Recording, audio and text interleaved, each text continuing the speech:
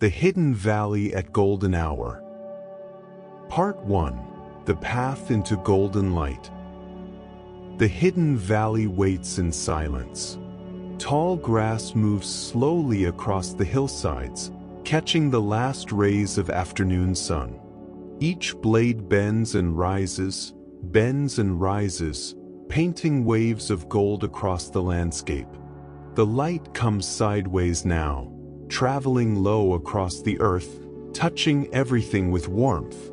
This light arrives only in certain hours, only when the sun approaches the horizon, only when the angle changes and transforms the ordinary world into something ancient and luminous. You walk along a narrow stone path. Your footsteps make soft sounds against rocks that have been here for centuries. Other feet have walked this same path, wearing the stone smooth over generations. The path curves gently between slopes covered in wildflowers that close their petals as evening approaches. Purple thistles stand tall among the golden grass.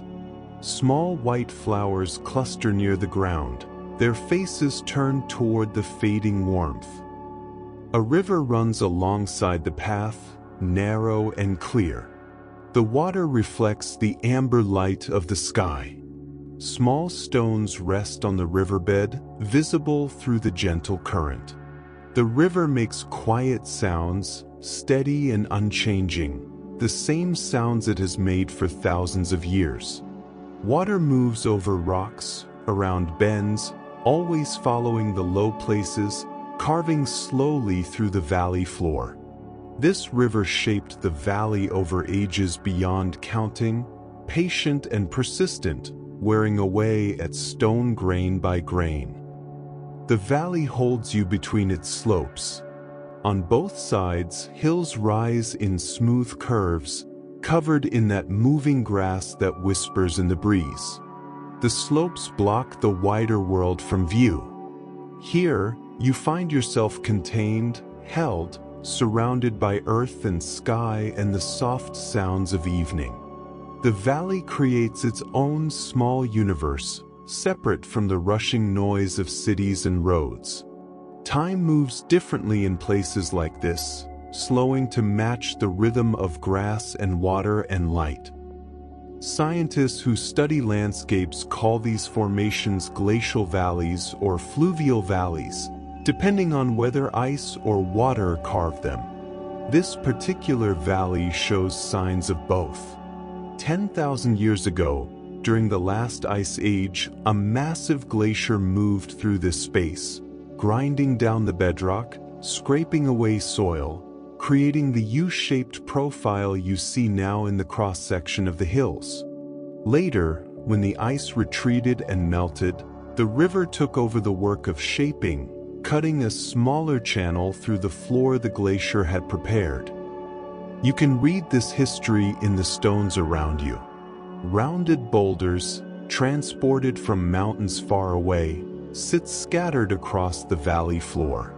The glacier carried them here, frozen into its massive body of ice, then dropped them when the warmth returned.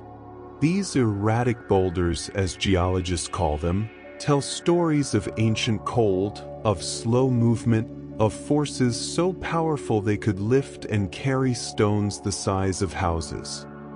The valley walls rise perhaps 200 meters above you.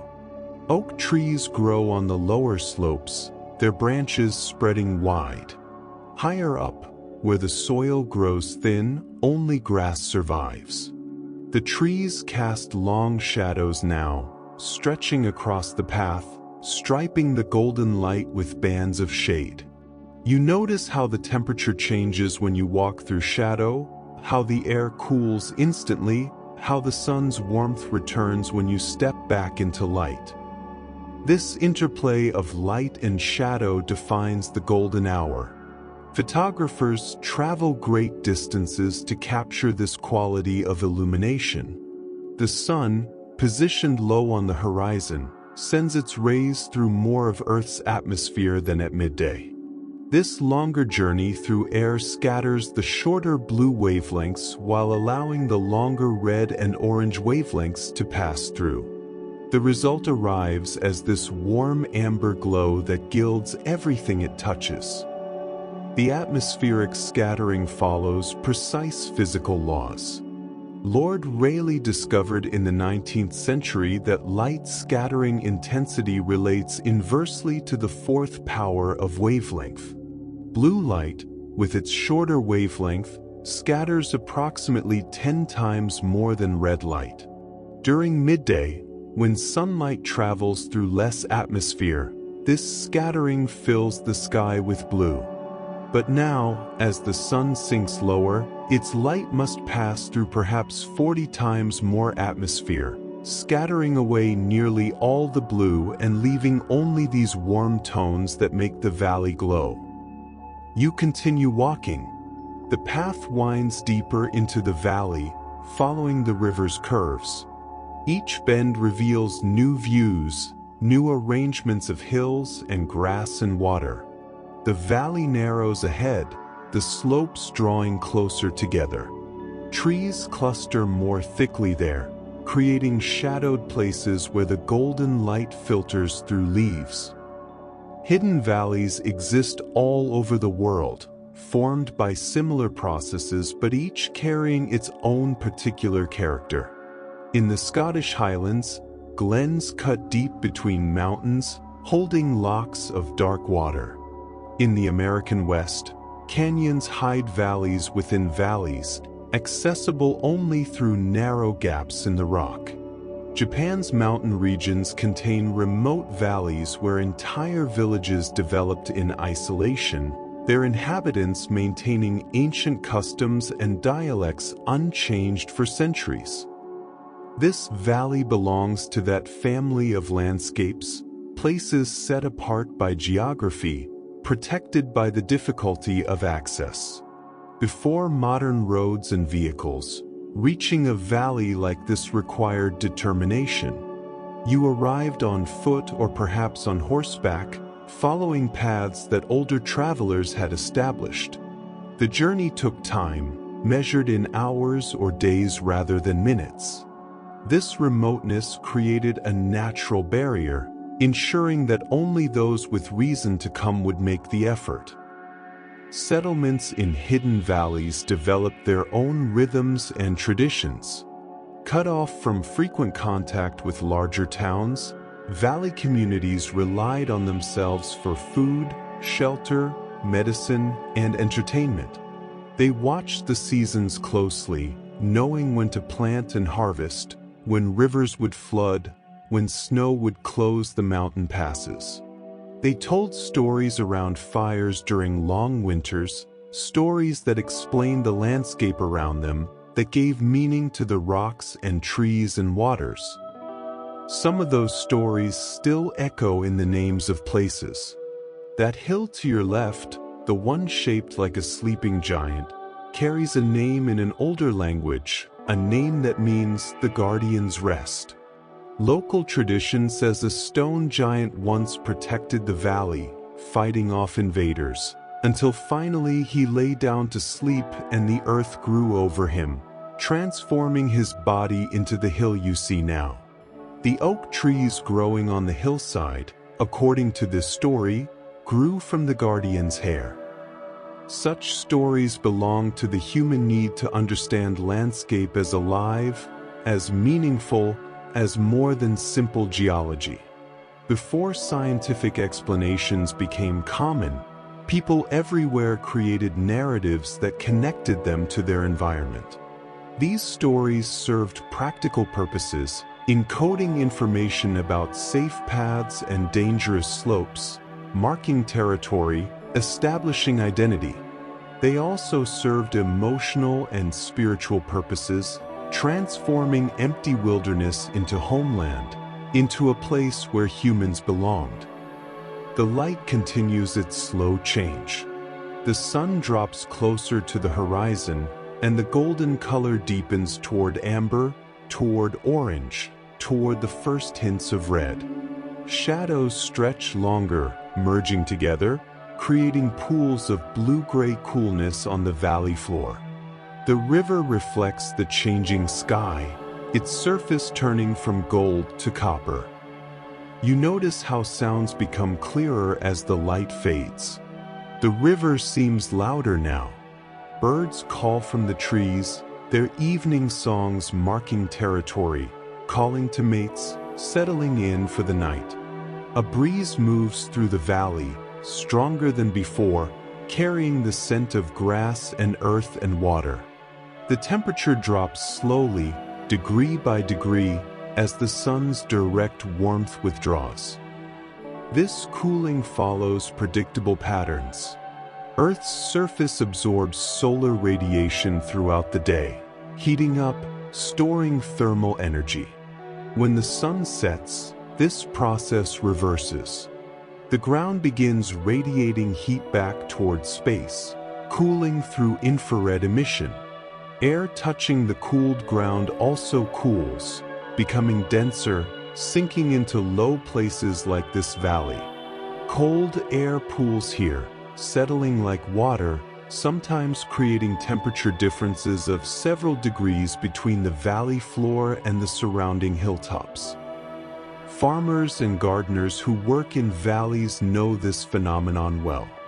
They understand that frost arrives earlier in the valleys, that cold air drainage affects what crops will survive, that some slopes warm faster than others depending on their orientation toward the rising sun. This knowledge accumulates over generations, passed from parent to child, embedded in decisions about where to build homes and plant fields. The path ahead curves around a large boulder, then descends slightly, following the river into a wider section of the valley. Here, the landscape opens up. The river spreads into a shallow pool, perhaps 20 meters across, its surface mirror-smooth in the still air. The reflected sky creates a double world, the real hills and the inverted hills meeting perfectly at the water's edge. You pause at the pool's edge. The water holds complete stillness. Not a ripple disturbs the reflection. The golden light fills this space with such gentle beauty that words feel inadequate. You simply stand and watch as the moment unfolds, as the sun continues its descent, as the colors shift and deepen. This quality of light, this particular atmosphere, creates emotions that humans have tried to capture for thousands of years. Painters work to mix the right tones. Poets search for words that convey the feeling. Musicians compose melodies that echo the mood. The golden hour touches something deep in human consciousness, something that responds to beauty, to the approach of night, to the Earth's daily rhythm of light and darkness. Psychologists have studied emotional responses to different types of light. Research shows that warm-colored light, like this golden evening glow, tends to create feelings of comfort, safety, and nostalgia. The brain associates these warm tones with fire, with hearth and home, with the end of the day when work stops and rest begins. Cold blue light, by contrast, signals alertness, activity, the bright clarity of midday when humans historically engaged in hunting, gathering, working. These responses run deep, embedded perhaps in our evolutionary past when our ancestors lived without artificial light, when the sun's position governed all activity, when darkness brought both rest and danger. The golden hour marked the transition time, the period when humans returned to camp or cave, when they gathered together, when fires were lit and stories told. The valley holds this ancient feeling. Standing here beside the still pool, watching the light, you connect with something timeless, something that humans have experienced in valleys like this for millennia. The landscape pulls you out of modern time, away from schedules and screens, back into a slower rhythm, a breathing rhythm, the rhythm of earth and sky. Part 2. The language of valleys and light. The path continues beyond the pool, narrowing again as it enters a section where oak trees grow close on both sides. Their branches arch overhead, creating a tunnel of leaves that filters the golden light into dancing patterns on the stone path. Each leaf glows with translucent color, green and gold mixed together, veins visible like tiny rivers carrying life. Trees in valleys like this one follow the water. Their roots reach deep, finding moisture even during dry months, drawing up nutrients from the soil that has accumulated over centuries. The oaks here show great age. Their trunks measure perhaps 2 meters across, their bark deeply furrowed with patterns that document decades of growth. Some of these trees have stood in this spot for 300 years, maybe longer, watching season after season unfold. Old trees become landmarks. People name them, measure their lives against them, return to visit them as if visiting old friends. A tree that your great-grandfather knew as a sapling connects you to the past through its continuing presence. These oaks witnessed the valley when fewer humans came here, when wolves still hunted these hills, when the weather patterns differed from today's changing climate. Climate patterns shift over time, sometimes gradually, sometimes with surprising speed. The valley preserves records of these changes in its soil layers, in the pollen trapped in bog sediments, in the growth rings of the oldest trees. Scientists who study past climates, called paleoclimatologists, read these records like history books, discovering when warm periods arrived, when droughts lasted for decades, when rainfall patterns changed. You walk through the oak tunnel. The filtered light creates a cathedral atmosphere, quiet and reverent. The temperature here feels cooler, the air moister, filled with the rich scent of leaf mold and growing things. Moss covers the north sides of the oak trunks, thick and green, soft to the touch. This moss requires moisture and shade, thriving in the protected environment the trees create. Every element of the valley ecosystem connects to every other element. The trees provide shade that allows moss and ferns to grow. The moss holds moisture that benefits the trees. Fallen leaves decompose, adding nutrients to the soil, feeding the next generation of growth. Insects live in the leaf litter. Birds hunt the insects, their droppings fertilize the ground. The river provides water for everything, connecting the entire valley into one living system. Ecologists call this interdependence, this web of relationships that sustains life. Remove one element and others suffer. Add a foreign element and the system shifts, sometimes in unexpected ways. Hidden valleys, protected by their remoteness, often preserve ecological communities that have disappeared from more accessible landscapes. Species that once ranged widely sometimes survive only in these isolated pockets, protected by geography from hunting, development, or competition with invasive species. The path emerges from the oak tunnel into open grassland again. The sun sits lower now, perhaps 30 degrees above the horizon, its light streaming horizontally across the valley. Every blade of grass catches this light, glowing like golden wire. The visual effect takes your breath away. The entire valley seems to burn with soft fire, as if lit from within. This phenomenon, this intensification of color and contrast during the golden hour, attracts photographers for good reason. The horizontal light creates texture, catching every small rise and depression in the land, every fold in the hills, every ripple in the grass. Midday light, falling straight down, flattens everything, washing out details. But this angled evening light sculpts the landscape, revealing depth and dimension. The quality of light also relates to something photographers call color temperature, measured in degrees Kelvin. Midday sunlight measures around 5,500 Kelvin, appearing neutral white. This golden evening light drops to perhaps 3,500 or 4,000 Kelvin, shifting distinctly toward the warm orange end of the spectrum.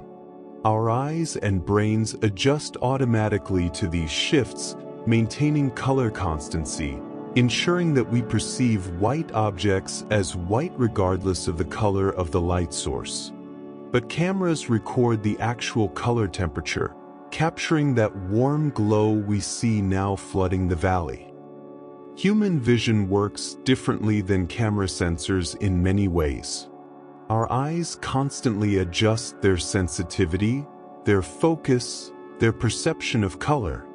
The retina contains two types of photoreceptor cells: rods that detect light and dark, and cones that perceive color. In bright daylight, the cones dominate, giving us detailed color vision. As light fades toward evening, the rods begin taking over, more sensitive to dim light but colorblind, seeing only shades of gray. You walk toward a stone wall that crosses the valley floor. This wall stands perhaps 1 meter high, built from flat rocks carefully fitted together without mortar. Gaps between the stones provide homes for small creatures, for insects and lizards and nesting birds. Moss and lichen grow on the rocks, orange and gray and pale green, adding color to the gray stone. Someone built this wall long ago, stacking stones one by one, creating a boundary. Walls like this marked property lines, enclosed fields where animals grazed, defined space in a landscape that might otherwise seem boundless. The work required time and effort, clearing rocks from fields, lifting them, fitting them together into stable structures. But stone walls last for centuries, requiring little maintenance, standing as monuments to the humans who shaped this valley. You find a place where the wall has partially collapsed, stones tumbled into a gap wide enough to step through. Passing through feels significant, like entering another zone of the valley, a deeper place. The grassland continues on this side of the wall, but the river curves closer, and ahead you see the valley narrowing again, the hills drawing together like cupped hands. The sun touches the horizon now. The light takes on that final intensity before sunset, burning with rich orange and red tones, painting the bottoms of the few clouds with vivid color. The sky above remains blue, but a deeper blue than before, the blue of twilight beginning. Soon the stars will appear, first one, then more, then thousands. Cultures throughout human history have told stories about the sun's daily journey. Many ancient people saw the sun as a deity traveling across the sky in a chariot or boat, descending into the underworld at night to rest before being reborn each dawn. Egyptian mythology placed the sun god Ra in a boat that sailed across the sky, fighting demons in the darkness before emerging victorious each morning. Norse mythology featured the sun goddess Sol racing across the heavens in a chariot, pursued by a wolf that would someday catch and devour her during Ragnarok, the end of the world. These stories reflect human needs to explain the regular but mysterious movement of the sun. Before astronomy and physics provided scientific answers, mythology filled that explanatory role, giving meaning to celestial events, connecting sky and earth and human life into coherent narratives. The scientific explanation describes Earth's rotation on its axis, completing one full turn every 24 hours. This rotation creates the appearance of the sun moving across the sky, rising in the east, reaching its highest point at noon, setting in the west. The sun itself remains relatively fixed in space, approximately 93 million miles away, while our planet spins beneath it like a merry-go-round. Earth's axis tilts about 23.5 degrees relative to its orbital plane. This tilt causes the seasons, changing the angle at which sunlight strikes different latitudes throughout the year. During summer in the northern hemisphere, the North Pole leans toward the sun, bringing longer days and more direct sunlight. During winter, the North Pole leans away, creating shorter days and more angled sunlight that provides less warmth. The golden hour occurs at different times depending on latitude and season. Near the equator, where the sun rises and sets nearly perpendicular to the horizon, the golden hour lasts perhaps 20 minutes. At higher latitudes, where the sun's path becomes more shallow, the golden hour extends longer, sometimes lasting for hours during summer when the sun barely dips below the horizon before rising again. This valley sits at a mid-latitude, somewhere around 45 degrees north.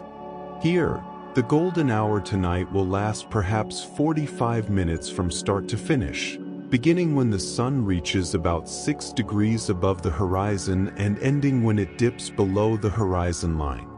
After sunset, twilight will continue for another hour or more, the sky slowly darkening through civil twilight, nautical twilight, and finally astronomical twilight, when the last trace of sunlight vanishes and true night begins.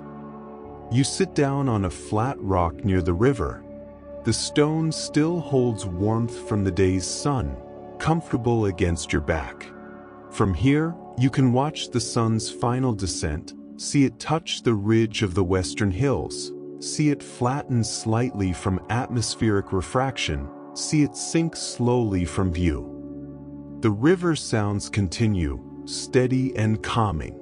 Water over stones, the endless patient work of erosion, the same sound that has accompanied countless sunsets in this valley. You listen to the rhythm of it, letting it fill your awareness, letting other thoughts drift away. The sound acts almost like meditation, focusing attention on the present moment, on the simple fact of water flowing, of light fading, of day ending.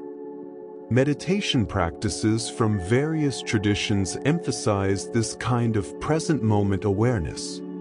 Buddhist mindfulness teaches attention to breath, to sensation, to the immediate experience of being alive. Similar practices appear in contemplative Christian traditions, in Sufi mysticism, in indigenous spiritual ceremonies worldwide. The specific techniques vary, but the underlying principle remains constant, bringing full attention to now, to this moment, rather than dwelling on past or future. The valley encourages this state naturally.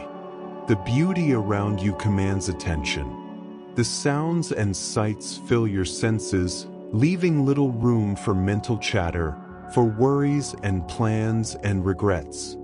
You find yourself simply being here, simply experiencing this sunset, this light, this place.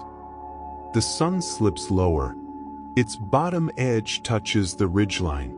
The light intensifies for a moment, burning brilliant orange-red, almost too bright to watch directly.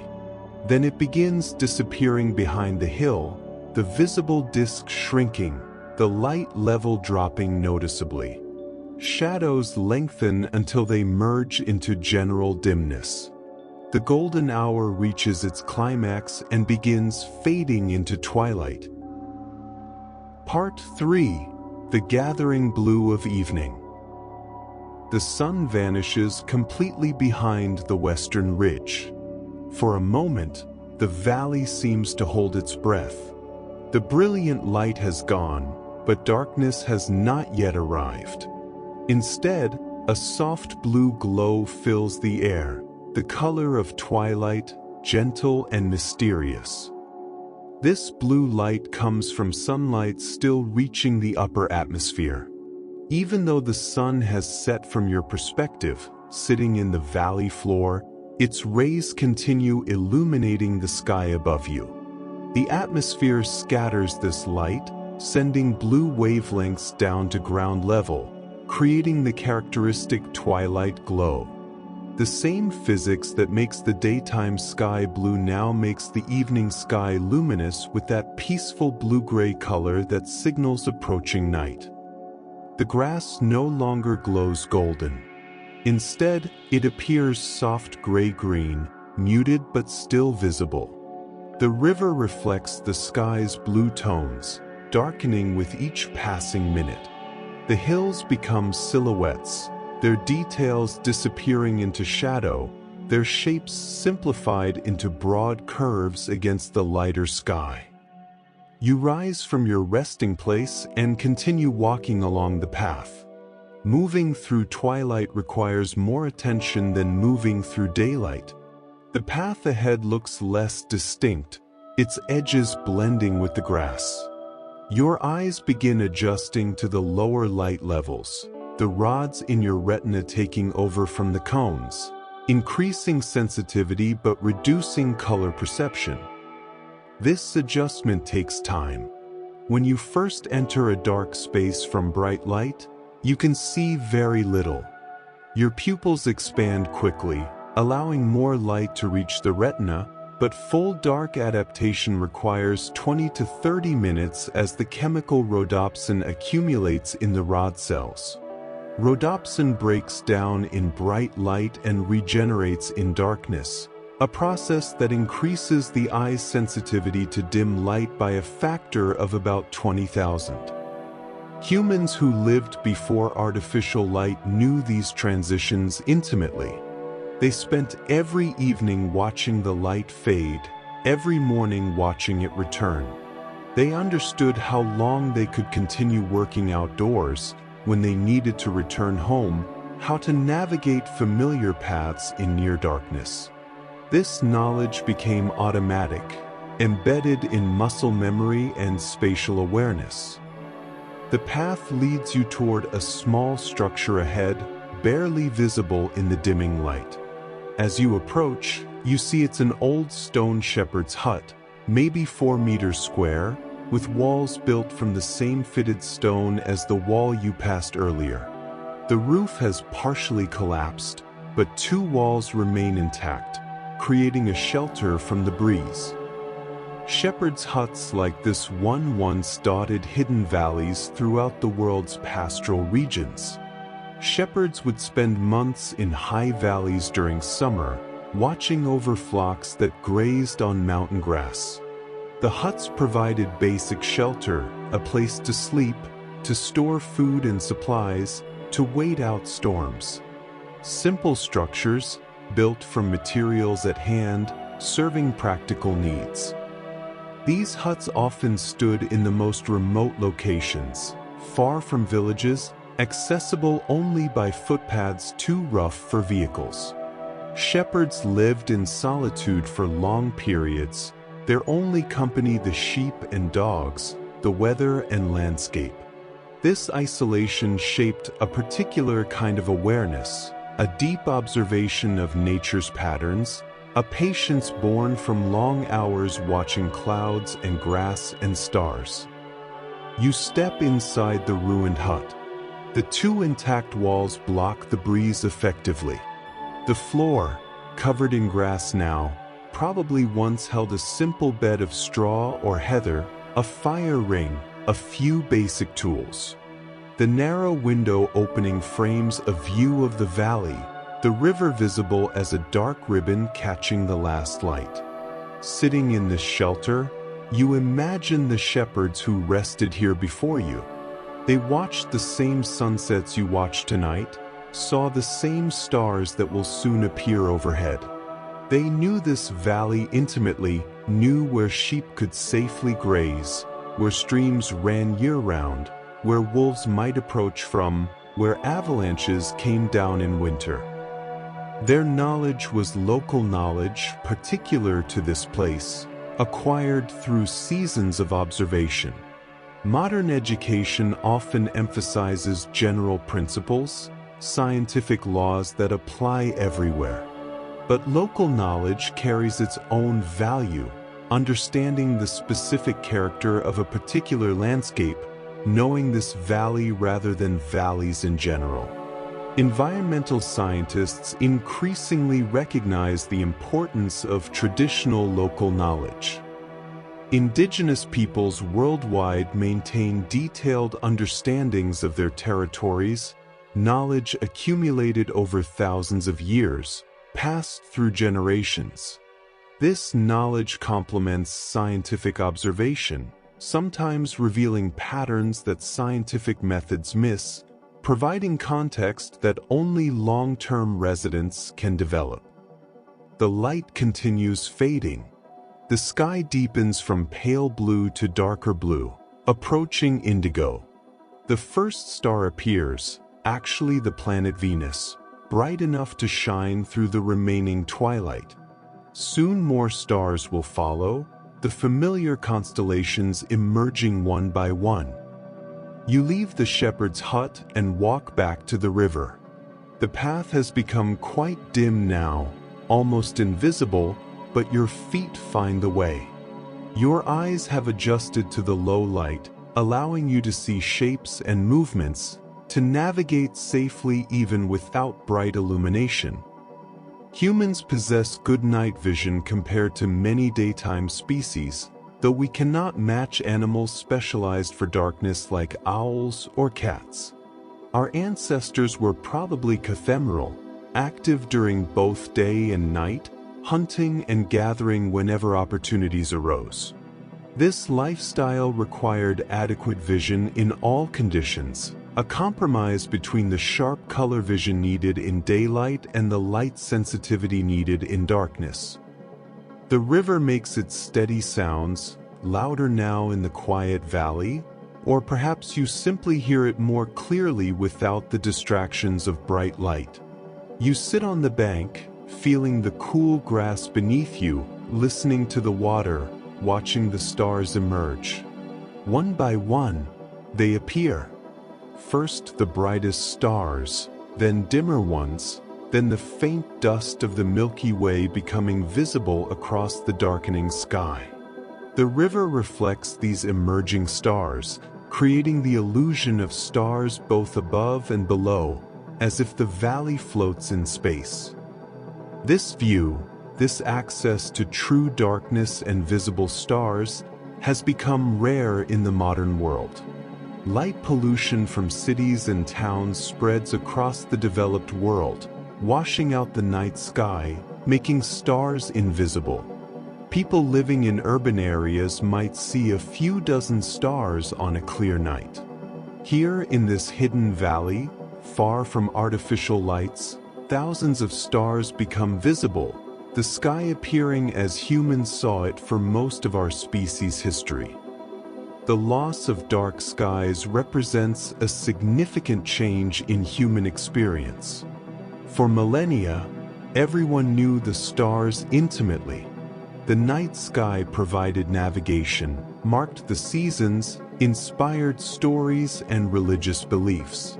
Sailors navigated by stars, farmers planted by moon phases. Entire civilizations oriented their monuments toward celestial events. Astronomy began with naked-eye observation, humans tracking the movements of stars and planets, discovering patterns, developing calendars. Ancient peoples noticed that certain stars rose at dawn during specific seasons, that the moon followed a regular cycle, that planets wandered against the background of fixed stars. This knowledge accumulated into sophisticated systems, allowing prediction of eclipses, identification of optimal planting times, creation of complex cosmologies. You lie back on the grass, looking straight up at the emerging stars. The earth beneath you feels solid and supportive. The sky above seems infinite, stretching away into distances that overwhelm comprehension. You float between earth and sky, held safely on the valley floor while your eyes travel outward towards stars light years away. The nearest star beyond our sun, Proxima Centauri, sits about 4 light years distant. Its light takes 4 years to travel from that star to your eyes, meaning you see it not as it exists now, but as it existed 4 years ago. The light from more distant stars takes longer, sometimes thousands or millions of years. When you look at the stars, you look backward through time, seeing the past spread across the sky. This fact inspired one of astronomy's most profound realizations. The universe has a history. Stars are not eternal and unchanging. They form, evolve, and eventually die. Some end as white dwarfs, slowly cooling embers of once brilliant suns. Others explode as supernovas, scattering their material across space, providing the raw material from which new stars and planets form. Our sun follows this pattern. It formed about 4.5 billion years ago from a cloud of gas and dust, probably enriched by the remnants of earlier exploded stars. It will continue burning hydrogen for another 5 billion years or so, then swell into a red giant, eventually casting off its outer layers and leaving behind a white dwarf. The Earth will not survive this transformation. Long before the sun dies, it will become too hot for life, boiling away our oceans, transforming our planet into a lifeless rock. But that future lies unimaginably distant. Tonight, the sun rests safely beyond the western horizon, and the valley rests safely on its ancient bedrock, and you rest safely on the grass, watching stars appear in the peaceful darkness. The temperature drops noticeably now. Without the sun's warmth, the valley radiates heat away into space. The grass beneath you feels cool. You might notice your breath beginning to show in the air, small clouds of moisture condensing in the chill. The breeze has died completely. The air settles into stillness, the kind of profound quiet that only truly dark places know. Night sounds begin emerging.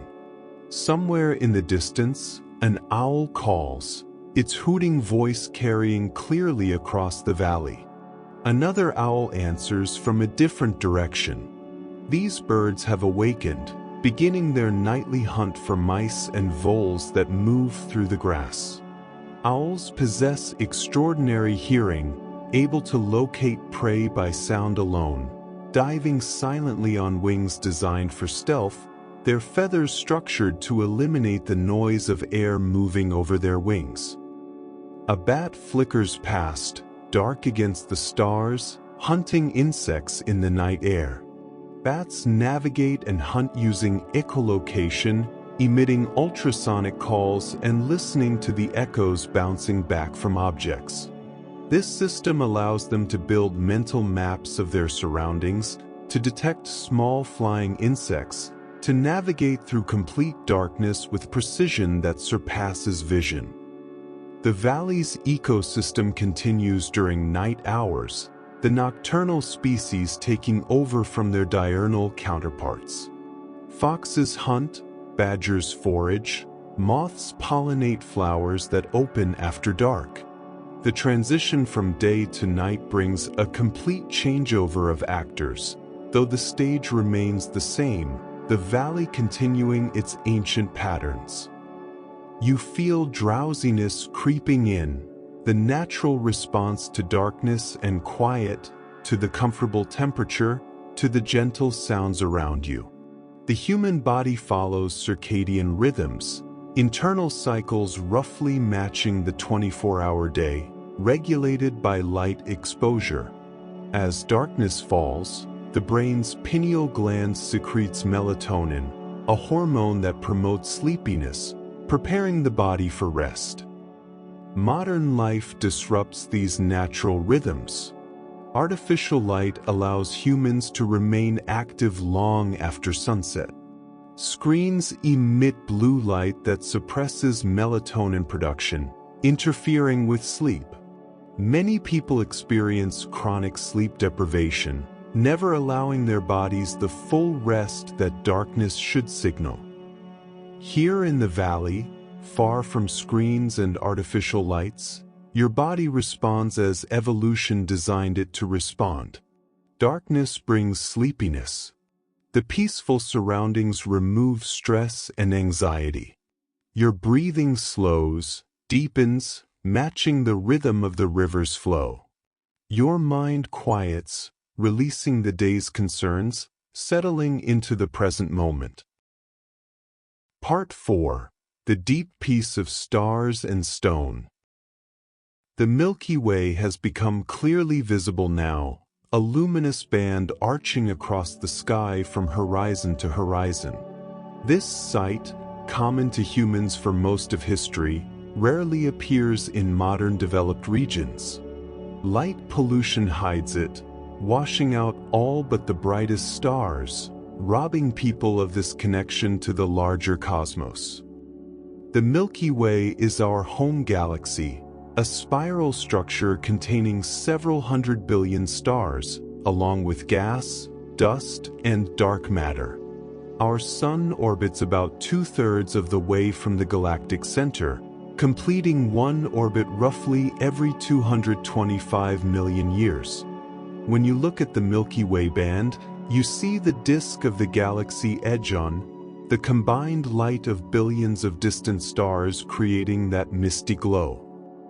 Ancient peoples worldwide created stories about this luminous band.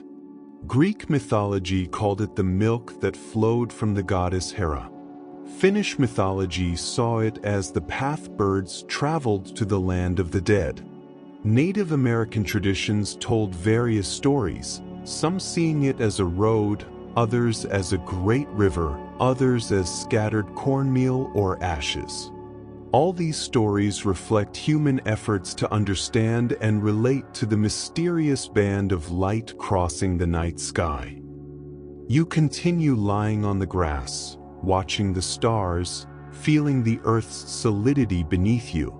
This perspective, looking up from the ground, connects you directly to countless generations of humans who lay similarly, watching the same stars, wondering about their meaning, feeling small beneath their vastness. The valley holds you gently, its slopes rising on either side, protecting you from winds, creating a contained space within the larger landscape. This sense of enclosure, of being held, contributes to the valley's calming effect. Humans generally feel safer in partially enclosed spaces than in completely open landscapes. Evolutionary psychologists suggest this preference developed because sheltered locations provided better protection from weather and predators. This valley combines enclosure with openness. The slopes provide protection and containment, while the open sky above maintains connection to the larger world. This balance creates what environmental psychologists call a prospect refuge space, offering both the safety of refuge and the awareness of prospect, the ability to see approaching threats or opportunities. Such spaces attract humans consistently. We build homes that provide this combination, with walls for protection and windows for views. We value parks and gardens that offer both open lawns and sheltered groves. We seek out valleys like this one, places where we can feel simultaneously safe and free, protected and connected.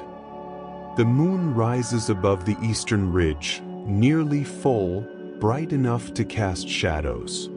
Its light transforms the valley again, bringing back visibility, painting everything in silver blue tones. The river glimmers, catching moon reflections. The hills reappear as shapes against the sky. The grass becomes visible again, each blade touched with pale light. Moonlight is simply reflected sunlight, sunlight bouncing off the moon's gray rock surface and traveling back to Earth. The moon shines by borrowed light, having no illumination of its own. Yet this secondary light has inspired poets and lovers throughout human history, associated with romance, mystery, transformation, and dreams. The moon's phases follow a predictable cycle, completing one full cycle every 29.5 days as the moon orbits Earth. During this orbit, we see different portions of the sunlit side, creating the progression from new moon through crescent, quarter, gibbous, and full moon, then back again. Ancient calendars often followed lunar cycles, dividing the year into 12 or 13 lunar months. Many biological rhythms connect to lunar cycles. Ocean tides rise and fall in response to the moon's gravity, creating twice-daily fluctuations that coastal organisms time their lives around. Some animals breed according to moon phases, ensuring eggs or young appear when conditions favor survival. Humans, too, may retain subtle responses to lunar cycles, though modern life has largely disconnected us from these ancient patterns. You sit up, looking around the moonlit valley. The increased light makes the landscape seem less mysterious than during full darkness, but beautiful in a different way. Everything appears softened, gentled, simplified into shapes and shadows. Colors have disappeared completely now, everything reduced to shades of silver and black, the world transformed into a monochrome painting. The path becomes visible again in moonlight, easy to follow. You consider walking further into the valley, exploring deeper, but a deep tiredness has settled into your body. The day has been long, the walk through the valley peaceful but extensive. Your muscles feel pleasantly tired, the fatigue that comes from gentle exercise, from breathing fresh air, from spending hours in natural light and natural darkness. This physical tiredness combines with mental quietness. The valley's peace has seeped into your thoughts, calming the constant mental chatter that usually occupies consciousness. The beauty you have witnessed tonight, the slow progression from golden light through twilight to starry darkness to moonlit night, has filled your awareness so completely that worries and plans and regrets have found no room to intrude. This state of calm presence represents a form of natural meditation. Many people struggle to achieve such mental quiet through formal meditation practice, yet nature provides it freely to those who spend time in places like this, paying attention, allowing beauty and rhythm and simplicity to work their effects. The shepherd's hut stands dark against the moonlit slope, its ruined walls casting sharp shadows. You consider returning there to rest, but something draws you to remain beside the river, here on this patch of grass, under this enormous sky. You lie back again, pulling your jacket close for warmth, settling into the grass. The ground molds slightly to your shape, supporting your body. The river sounds continue their steady pattern. An owl calls again, closer now. The moon climbs higher, flooding the valley with increasing light. Sleep begins approaching. You feel it in the heaviness of your eyelids, in the way your thoughts begin drifting without direction, in the loosening of muscle tension. Your breathing slows further, deepening into the rhythm your body prefers for rest. The boundary between waking and sleeping blurs, becomes uncertain. In this state, perceptions shift. The sound of the river seems to come from inside you as much as from outside. The moonlight feels almost tangible, like a gentle weight on your skin. Time becomes elastic, meaningless. You might lie here for minutes or hours, existing in a suspended moment where past and future cease to matter. This experience, this dissolution of normal consciousness, this merging with the landscape and night, represents something humans have sought through various means across cultures and centuries. Mystics describe it as unity consciousness, the temporary loss of boundaries between self and world. Poets try to capture it in language, though words always fail to convey the actual experience. Painters attempt to represent it on canvas, musicians in sound. The valley provides it naturally, freely, to anyone who comes here at twilight, who watches the light fade, who lies down on the grass and opens their senses to what exists around them. No special training needed, no secret knowledge, just willingness to be present, to let go of control, to allow the valley and night to work their ancient magic. Your mind continues drifting. Dream images begin appearing, mixing with waking perceptions. The stars overhead seem to move, to dance slowly, tracing patterns against the darkness. The river's sound transforms into music, wordless and ancient, the song the earth has sung since water first flowed across stone. You remember the golden light earlier, how the grass glowed, how the hills burned with amber fire. That memory feels distant now, belonging to a different world, though only hours have passed. The progression from gold to blue to silver to black has carried you through an entire emotional spectrum, from the warm comfort of late afternoon through the peaceful melancholy of twilight into the deep tranquility of night. This progression happens every day, everywhere on Earth, the planet's rotation creating an endless cycle of light and darkness, day and night, activity and rest.